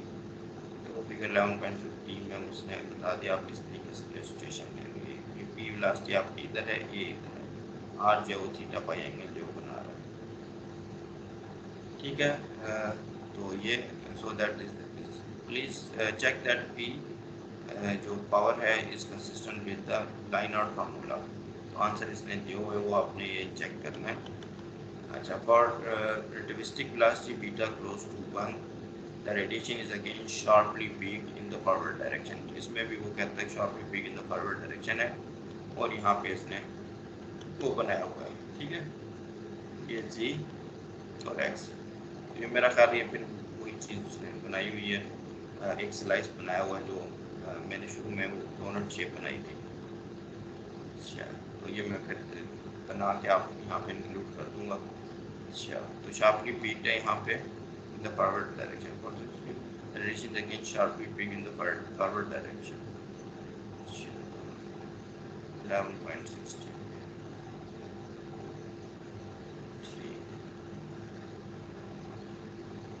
अच्छा, और क्या इसमें the most important application of these formulas is to circular motion. Circular motion में इसकी application है। In this case the radiation is called synchrotron radiation. तो इस case में इसको सिंक्रोट्रॉन रेडिएशन कहलाते हैं। ये फार्मूले आप ड्राइव करो, ये बहुत इंपॉर्टेंट है। ना सिर्फ हाई एनर्जी फिजिक्स बल्कि आम जो जहाँ पे भी एक्सीलरेटर फिजिक्स से रिलेटेड चीज़ें आती हैं, जहाँ पे चार्ज पार्टिकल को एक्सीलरेट करना पड़ता है, आपने कोलिजन्स करवानी है, ठीक है, उसको एक्सीलरेट करना है, डी एक्सीलरेट करना है, उसमें पावर लॉसेस जो हैं वो आपको ज़्यादा अच्छे तरीके से समझ सकते हो आप। तो ये सिंक्रोट्रॉन रेडिएशन है, ठीक है। जब आप कोलाइडर बना रहे हैं जिसमें पार्टिकल सर्कल में मूव करता है, तो वहाँ पे ये फैक्टर्स इम्पोर्टेंट है। For a relativistic electron, the radiation sweeps around like a locomotive headlights as the particle जो है moves। तो ये चीज़ इसने बताई है, इस तरीके से मूव करती है, ठीक है। तो यहाँ पे बीटा का जो है वन में सिचुएशन इसने बताई हुई है कितना ज़्यादा जो पावर लॉस जो है फॉरवर्ड डायरेक्शन में। अब आगे चलते हैं, लास्ट टॉपिक है इसका radiation reaction. According to the laws of classical electrodynamics, an accelerating charge this radiation carries off energy। तो ये आपका जो है टिपिक ये है main. According to the laws of classical electrodynamics, an accelerating charge radiates। यहाँ क्लासिकल इलेक्ट्रोडायनेमिक्स की बात कर रहे थे। क्वांटम मैकेनिक्स जब आप ऐड करते हो तो बोहर एटम की जिस तरह ऊपर बात की इसने, उसमें इलेक्ट्रॉन जो है वो सर्कल कर रहा होता है, ठीक है। तो किसने ये मॉडल बनाया था? जे थॉमसन ने बनाया था। इलेक्ट्रॉन की डिस्कवरी की उसने, एटम, फिर पता चला कि एटम न्यूट्रल होते हैं, तो इलेक्ट्रॉन अगर चार्ज पार्टिकल है तो कोई पॉजिटिव जो है वो चार्ज भी होगा। पॉजिटिव चार्ज उसने सोचा कि शायद यूनिफॉर्मली डिस्ट्रीब्यूटेड होगा। फिर रदरफोर्ड आया, रदरफोर्ड ने चेक किया कि पॉजिटिव चार्ज जो है वो बहुत ही टाइनी एक हिस्से में जो है वो सारा का सारा मौजूद है, बल्कि और पूरा एटम तकरीबन खाली है, उसके इर्द गिर्द इलेक्ट्रॉन मूव करते हैं। तो उसने काइंड ऑफ सोलर लाइक शायद जो है मॉडल दिया कि इलेक्ट्रॉन मूव करते हैं। अब जब इलेक्ट्रॉन अगर मूव कर रहे हैं उसके इर्द गिर्द, तो क्लासिकली जो क्लासिकल इलेक्ट्रोडायनेमिक्स है वो कहती है कि इलेक्ट्रॉन जो है वो रेडिएट करेगा, अपनी एनर्जी लॉस करेगा और उसमें न्यूक्लियस में गिर जाएगा, एटम जो है ख़त्म हो जाएगा। तो क्या ऐसी चीज़ है जो उसको स्टेबल रखती है? फिर कहीं जाके बहुत था जहाँ पे उसने सेमी क्लासिकल जो है अप्रोच अपनाई कि इलेक्ट्रॉन सिर्फ उन्हीं ऑर्बिट्स में रह सकता है जो कि अलाउड हैं, परमिटेड हैं, क्वांटाइज हैं, जो इस तरीके से। तो यहाँ पे इसलिए चीज़ें थोड़ी सी उधर जाके चेंज हो जाती हैं। तो this radiation carries of energy which must come at the expense of particles kinetic energy. तो वो जो एनर्जी निकल रही है वो कहीं ना कहीं पार्टिकल की काइनेटिक एनर्जी से आएगी जो रेडिएशन में निकल रही है। Under the influence of a certain force therefore a charge particle accelerate less than a neutral one of the same mass. तो अगर एक चार्ज पार्टिकल है और एक आपके पास न्यूट्रल पार्टिकल है, उन दोनों पे आप सेम फोर्स लगाते हो, तो दोनों पे में जो न्यूट्रल वन है के मुकाबले में चार्ज पार्टिकल जो है वो एक्सीलरेट कम होगा। क्यों एक्सीलरेट कम होगा? क्योंकि अपनी एनर्जी भी निकाल रहा होगा, तो उसको एक्सीलरेट करने में ज़्यादा फोर्स लगेगी। अगर फोर्स लगाओगे तो वो कम एक्सीलरेट होगा, सेम फोर्स लगाओगे तो। खैर न्यूट्रल क्लासिकली तो आप न्यूट्रल पार्टिकल को हाथ से पकड़ के जो है वो एक्सीलरेट कर सकते हो। नॉर्मली पार्टिकल फिजिक्स में एक न्यूट्रल पार्टिकल को एक्सीलरेट करना तकरीबन नामुमकिन है, कि एक न्यूट्रॉन है उसको आप कैसे एक्सलेट कर सकते हो जब उस पर कोई चार्ज ही नहीं है, ठीक है। नॉर्मली चीज़ों को एक्सलेट किया जाता है इलेक्ट्रिक और मैग्नेटिक फील्ड के थ्रू। तो the radiation evidently exerts a force F radiation back on the charge. तो रेडिएशन असल में क्या कर रही है, यहाँ से आपको पता चल रहा है कि रेडिएशन एक बैक फोर्स भी लगा रही है, जिसको एफ रेडिएशन कह सकते हो आप ऑन द चार्ज। और इसको कह सकते हो recoil force rather like that of a bullet on a gun, ठीक है। क्योंकि उसी तरीके से जैसे कि आप जो है बुलेट जब निकलती है तो गन को भी एक पीछे की तरफ झटका लगता है, रिकॉइल। तो बिल्कुल वो चीज़ यहाँ पे भी है। तो रेडिएशन जो है वो उस चार्ज पार्टिकल पे जिससे निकल रही है उस पर फोर्स लगाती है। In this section will derive radiation reaction force. तो यहाँ पे मैं बस आपको जिसने सिंपल अप्रोच में रेडिएशन फोर्स निकाली हुई है वो बताऊँगा, ज़्यादा सोफिस्टिकेटेड वाली सिचुएशन में हम नहीं जाएंगे। तो इसमें बस इसने कुछ ट्रिक्स वगैरह यूज़ करके ये एक्सप्रेशन निकाला है, बस वो एक्सप्रेशन आपको उसकी थोड़ा सा आइडिया हो जाता है, इतना काफ़ी है। So in this section we will derive the radiation reaction force from the conservation of energy. Conservation of energy से निकालेगा ये इसको। Then in the next section I will show you the actual mechanism responsible and derive the reaction force again in the context of a simple model. तो अगले जब इसने drive इसको for a non-relativistic particle where v is much less than c, the total power radiated is given by the Larmor formula। तो ये formula है इसका, p mu naught के स्क्वायर हुए। और conservation of energy suggests that this is also the rate at which particle loses energy under the influence of radiation reaction force Fd। तो conservation ये कहता है कि जो एनर्जी कर रही है उसी हिसाब से जो फोर्स जो है वो लगाएगा ये। सर ये क्वेश्चन था मेरा आपसे। आवाज आ रही? सर मैं कह रहा था, मेरा आपसे एक सवाल था। सर लास्ट पे हमने ये कंपेयर किया चार्जलेस पार्टिकल और चार्ज पार्टिकल को। तो सर न्यूट्रॉन है, हम इसको रेडिएट कर ही नहीं सकते, तो मतलब है किसी कोलाइडर या हमारे पास जो होते हैं तो उसको रेडिएट कर ही नहीं सकते। तो यहाँ पे हम चार्जलेस पार्टिकल के साथ हम किस तरह इसको कंपेयर कर रहे हैं? चार्ज पार्टिकल को भी चार्ज वाला पार्टिकल भी लेस भी रेडिएट होगा चार्जलेस पार्टिकल से। अच्छा मुझे क्वेश्चन समझ नहीं आया वकास। Yes sir. सर मैं कह रहा था वैसे न्यूट्रॉन है ना, इस पे चार्ज नहीं है। न्यूट्रॉन है ना जो, इस पे चार्ज नहीं है, हम इसको रेडिएट कर ही नहीं सकते। तो हम कह रहे हैं चार्ज पार्टिकल लेस रेडिएट होगा। तो न्यूट्रॉन तो हमारे पास चार्ज लेस पार्टिकल, उसको तो रेडिएट कर नहीं सकते, तो इसको किस तरह हम कंपेयर करें? मैंने तो यही ठीक है। तो कंसर्न यही है कि न्यूट्रल पार्टिकल ये है point of view particle physics का ना, जहाँ पे पार्टिकल बहुत छोटे होते हैं। ये क्योंकि क्वांटम मैकेनिक्स वाली साइड पे नहीं जा रहा है, क्लासिकली जो है वो आपको एग्जांपल दे रहा है। तो कहता है कोई ना कोई फोर्स है जिससे आपने उसको पुश करवा दिया। तो यहाँ पे वो सिर्फ इलेक्ट्रोमैग्नेटिक फोर्स नहीं लेगा, वो कुछ और भी ले लेगा कि बस स्प्रिंग से खींच किसी तरीके से उसको जो है वो कर दिया। ये वाकई जो है ये चीज़ है कि किस फोर्स से वो उस न्यूट्रल पार्टिकल को एक्सलेट कराएगा, ठीक है। तो यहाँ ये पुश और पुल के थ्रू भी कह देगा मेरे पास न्यूट्रल पार्टिकल है, ठीक है, बड़ी सी बॉल लेके कह देगा मैं इस पे जो है फोर्स लगाता हूँ, समझ लो आप, ठीक है, उसको पुश करके। मतलब लेकिन एट फंडामेंटल लेवल इवन उसको भी पुश करेगा तो वो इलेक्ट्रोमैग्नेटिक फोर्सेस ही हैं जो आपके हाथ की और उसके दरमियान में एट माइक्रोस्कोपिक लेवल है। खैर ठीक है, तो उसको तो हाथ से एक्सलेट कर ले, पकड़ के एक्सलेट करा देगा। ये लो जी मैंने न्यूट्रल पार्टिकल एक्सलेट कर दिया। उतनी फोर्स वो चार्ज पार्टिकल को लगाएगा, चार्ज पार्टिकल को भी हाथ से पकड़ के लेट से उतनी फोर्स लगाए वो उस पर, समझो आप। या इस तरीके की कर लो कि ग्रेविटेशनल फोर्स लगा लें, क्या कहते हो, मैच तो है ना न्यूट्रॉन पे, ठीक है। तो ग्रेविटी जो है वो कांस्टेंट, हाँ ये ज़्यादा अच्छी सैंपल बन जाएगी। उसको भी आप न्यूट्रॉन को भी और उस उतने ही मैस वाले एक पार्टिकल को आप छोड़ दो ज़मीन पे, तो दोनों पे फोर्स सेम लग रही है। इसका मतलब होगा जो चार्ज पार्टिकल होगा वो एक्सलेट लेस होगा, यानी कि उसका जो एक्सलेशन निकलेगा जी से कम निकलेगा।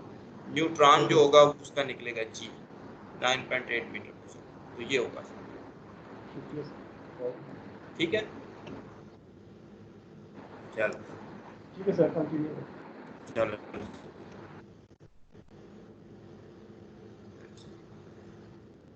तो स्टूडेंट जो है वो जाग रहे हैं, क्वेश्चन कर सकते हैं। यहाँ पे जो है एफ, अब पावर पता है आपको कि फोर्स इनटू वेलोसिटी होती है। तो यहाँ इसने फोर्स रेडिएशन वाली और वेलोसिटी लिख दी कि ये है, वो कहता है कि जिस रेट के साथ एनर्जी जो है वो रेडिएट हो रही है, यानी पावर जो है उसी के साथ उसने ये चला के दिखाने की कोशिश किया radiation dot P I say suggest, ठीक है, कंजर्वेशन ऑफ एनर्जी सजेस्ट। इस पे थोड़ा सा वो कमेंट करेगा तो थोड़ी यहाँ पे केयरफुल होने की जरूरत है, क्योंकि इक्वेशन लिख देता है फिर ये कहता है ये रॉन्ग है, ठीक है।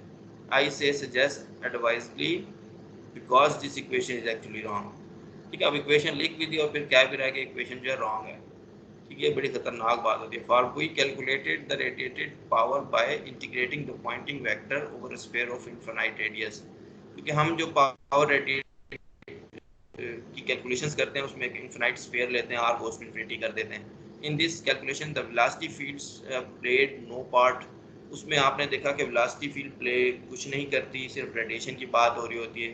जबकि चार्ज पार्टिकल में मैंने पहले भी बताया था दो पार्ट होते हैं एनर्जी के, एक वो होता है जो कि रेडिएशन की फॉर्म में होता है और एक वेलोसिटी की फॉर्म में।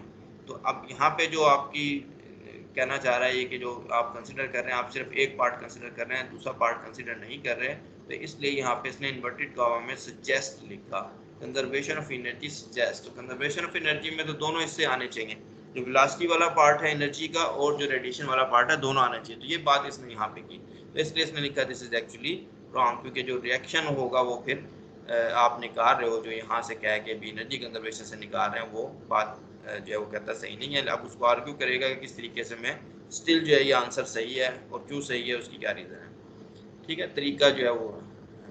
But the velocity fields do carry energy, they just don't transport it out to infinity, carry करते हैं लेकिन वो इन्फिनिटी तक नहीं जाती। एज द पार्टिकल एक्सेलरेट और decelerate, energy is exchange between it and the velocity fields at the same time as energy is intrinsically radiated away by the ठीक है। equation 11.7 accounts only for the latter। तो equation जो इसने लिखी है कहता है इसमें सिर्फ हमने रेडिएशन वाला पार्ट कंसिडर किया है, ठीक है। बट वी नो हाँ, but if we want to know the required force exerted by the fields on the charge, तो फील्ड्स भी चार्ज पे एक्सर्ट लगाएंगे, we need to consider total power loss at an instant. तो वो कह रहा है सर मैं तो टोटल पावर जो लॉस है वो हमें चाहिए, not just the portion that eventually escapes into the form of radiation. सिर्फ रेडिएशन वाला पार्ट नहीं चाहिए, दूसरा पार्ट भी चाहिए। फिर कहता है रेडिएशन रिएक्शन जो है वो मिसनोमर है, या कि इसका नाम सही नहीं रखा गया है, we should really call it the field reaction. तो असल में तो सारी जो चीज़ है वो आपकी फील्ड के थ्रू आ रही है। एस के अंदर आप देखो तो ई क्रॉस बी है, तो फील्ड रिएक्शन एक ज़्यादा एप्रोप्रिएट वर्ड होना चाहिए बजाय इसके रेडिएशन रिएक्शन के। In fact we will soon see that F radiation is determined by the time derivative of the acceleration and can be non zero even when the acceleration itself, ठीक है। तो ये कह रहा है कि आप जल्द ही देखोगे कि एफ रेडिएशन जो है वो प्रोपोर्शनल होगा ए डॉट के टाइम डेरिवेटिव ऑफ एक्सेलरेशन। तो ऐसा हो सकता है कि किसी इंस्टेंट पे एक्सेलरेशन जीरो हो जाए लेकिन उसका टाइम डेरिवेटिव जीरो ना हो। जब एक्सेलरेशन जीरो हो जाएगा इसका मतलब है कि रेडिएशन तो है ही नहीं वहाँ पे। जब रेडिएशन नहीं है तो फिर कहाँ से रिएक्शन लग रहा है, इसका मतलब दूसरा हिस्सा भी मौजूद है। तो इस तरह इसने इस चीज़ को आपको केयरफुल कर दिया कि मैंने एक चीज़ तो लिखी है गलत, लेकिन आप इसको अगर तरीके से यूज़ करो तो ये फिर यूज़फुल हो सकती है, आपको सही आंसर की तरफ ले जाएगी। अब वो तरीका आपको बता रहा है कि कैसे आपने करना है। The energy lost by the particle in any given time interval then must equal the energy carried away by the radiation plus whatever extra energy has been pumped into the velocity fields। तो वही चीज़ इसने बात कर दी। यहाँ पे दो parts हैं। However, if we agree to consider only intervals over which the system returns to its initial state, that the energy in the velocity fields is the same at both ends and only the net loss in the form of radiation। अब आप वो कहता है कि ऐसी motion consider कर लें, ऐसी सिचुएशन कंसिडर कर लें कि दो इंस्टेंट हम ले लेते हैं और दोनों इंस्टेंट पे सिस्टम अपनी ओरिजिनल जो है हालत पे वापस आ जाएगा। तो यहाँ पे जो है वेलोसिटी v1 थी तो दूसरे पॉइंट पे भी जाके v1 हो जाएगी। यहाँ पे एक्सेलरेशन a1 था तो दूसरे पॉइंट पे भी एक्सेलरेशन a1 हो जाएगा, यानी कि सेम हो जाएगा। दरमियान में वो चीज़ें वेरी कर सकती हैं, ठीक है। तो इसमें जो है काइंड ऑफ इस तरीके से तो कहता है कि अब 11.77 while incorrect instantaneously is valid on the average। तो एक टाइम एवरेज काइंड ऑफ चीज़ पे वो कहता है कि वो ओके है, लेकिन एक इंस्टेंट पे जो सा सही नहीं है। तो इसने T1 से T2 पे इसको इंटीग्रेट किया और अब क्या कह रहा है, ये कह रहा है कि T1 और T2 पे टाइम जो सिस्टम की स्टेट है वो सेम है, ठीक है। सिस्टम जो है वो उनकी बिल्कुल इसी तरीके से जैसे कि आपके वो थर्मोडायनेमिकल सिस्टम होते हैं, इनिशियल और फाइनल जो है वो सेम स्टेट पे है या इस तरीके से। अच्छा, in the case of periodic motion, तो ये in the case of periodic motion for instance we must integrate over and, हाँ तो खैर ये मैं इसमें डिटेल में नहीं जाता, बस ये इतना काफ़ी है आर्गूमेंट को समझने के लिए। अब आगे इसने इसको जो है एक्सलेरेशन स्केयर को इंटीग्रेट किया है। एक्सलेरेशन स्केयर को लिखा है dv by dt dot dv by dt, और इसको इंटीग्रेशन बाय पार्ट्स किया है। इसको इंटीग्रेट करो तो ये v बन जाएगा, और फिर इसको डिफरेंशिएट करोगे तो ये दो आपके डेरिवेटिव बन गए। अब ये आपकी यहाँ पे वो चीज़ यूज़ हो रही है कि t2 और t1 टाइम पे वेलोसिटी और एक्सेलरेशन सेम है, ठीक है। t1 और t2 टाइम पे ये सेम है, इसलिए इसका डिफरेंस जो है जीरो हो जाएगा। तो ये सरफेस टर्म जो कहता है ये boundary terms drop out since the velocities and acceleration identical at t1 and t2। ये वाली टर्म आपकी सिर्फ बच गई, ये सिर्फ बच गई। अब ऊपर जाके आप देख लो, उसको हमने इंटीग्रेट किया और यहाँ पे f डॉट b है, ठीक है, f डॉट b है, तो v डॉट v dt बाहर ले लिया आपने, तो ये दो टर्म्स बच गई।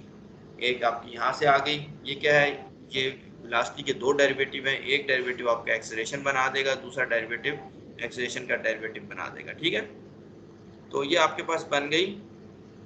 अब ये अगर जीरो है तो ब्रैकेट, इसने कहा कि ब्रैकेट जो है वो भी ज़ीरो होगी, और ये चीज़ जो है सिर्फ ट्रू होगी इस वेक्टर का वो कंपोनेंट जो कि वेलोसिटी के परपेंडिकुलर है, उसके बारे में आप कुछ नहीं कह सकते, क्योंकि वो ऑटोमेटिकली डॉट प्रोडक्ट की वजह से जीरो हो जाएगा। सिर्फ वो कंपोनेंट जो वेलोसिटी के अलोंग है उसके बारे में आप ये बात कर सकते हो, ठीक है। तो इसको जरा केयरफुल इस चीज़ को करने की ज़रूरत होती है। So this is the Abraham Lawrence formula for radiation reaction force. तो ये है रेडिएशन रिएक्शन फोर्स जो आप देख रहे हो कि एक्सेलरेशन के टाइम डेरिवेटिव पे डिपेंड कर रही है। ऑफ कोर्स इक्वेशन जो है 79 डज नॉट प्रूव इक्वेशन 1180। तो यहाँ से यहाँ तक वो कहता है ये ट्रू नहीं है, क्योंकि यहाँ पे इसने वेक्टर लिखा हुआ है, परपेंडिकुलर कंपोनेंट भी साथ डाला हुआ है। So it tells you nothing whatever about the component of F radiation perpendicular to V, and it only tells you the time average of the parallel, ठीक है। तो फिर इसने आगे लिखा है कि ज़्यादा जो है स्टिल जो ये आंसर ट्रू है, और आगे इसको ज़्यादा केयरफुल अंदाज में किया जा सकता है जैक्सन बुक में, और इधर उधर शायद हुआ है, ठीक है। तो मैं उसमें ज़्यादा डिटेल में नहीं जाता। थोड़ी सी इसकी कुछ मज़े की बातें इसने या डिस्टर्बिंग इम्प्लीकेशंस बताई हैं, वो आपको थोड़ा सा बता देता हूँ।